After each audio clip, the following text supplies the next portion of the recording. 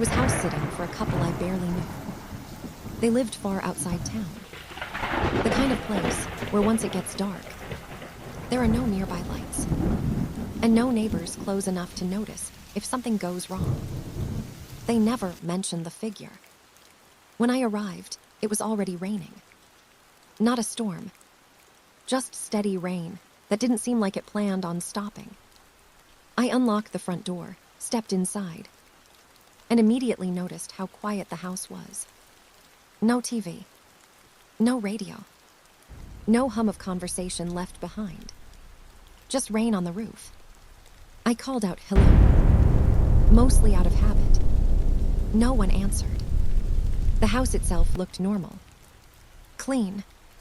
Organized. Lived in. Then I stepped into the living room. That's when I saw someone standing near the far wall.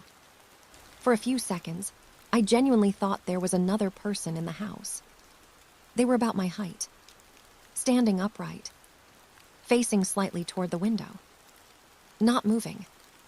I froze. Then I realized it wasn't a person. It was a life-size figure, not a store mannequin. It was too detailed for that. The face didn't look angry or threatening. It didn't look friendly either. It looked neutral, completely blank, like someone had been interrupted in the middle of doing nothing. I laughed quietly to calm myself down and said, "Okay, that's not funny." I assumed it was some kind of decoration. Maybe art. The homeowners seemed like the type. Still, I didn't like it. I stayed on the opposite side of the room while unpacking. Every time I glanced over, it felt like the figure was almost looking back at me, even though it clearly was. At one point, I stepped closer. I don't know why. I reached out to touch it, just to confirm it was solid. I stopped myself inches away. Something about it felt wrong. Not dangerous, just wrong. I told myself to leave it alone. By nightfall, the rain was louder. The house felt smaller somehow. I was on the phone with a friend when I heard a noise from the living room. It sounded like wood shifting. I stopped talking. My friend asked what was wrong. I told them it was probably just the house settling. Old houses make noise. Then I heard it again. This time, it sounded like a chair moving. I ended the call and went to check. One of the chairs near the figure was rocking slightly. Not violently, just a slow, gentle movement. I watched it. After a few seconds, it stopped. I stood there waiting for something else to happen. Nothing did. I pulled the chair away from the figure and turned it so it couldn't rock. Then I went upstairs. I locked the bedroom door, even though I told myself that was unnecessary. I didn't sleep. Every sound felt louder than it should have been. Sometime after midnight, I heard another noise.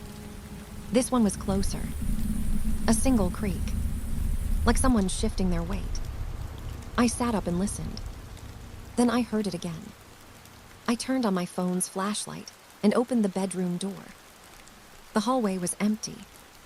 But when I looked down the stairs into the living room, the chair was back where it had been before, and the figure was facing the stairs.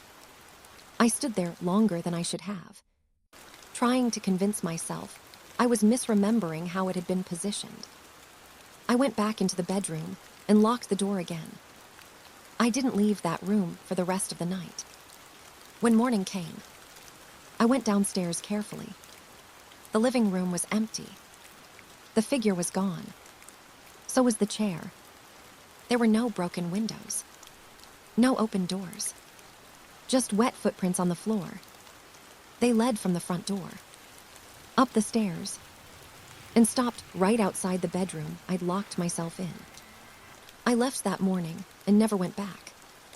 Later, the homeowners texted asking why I'd left early. I told them the figure was gone. They asked what I meant. They said they didn't own anything like that. And that's when I stopped responding.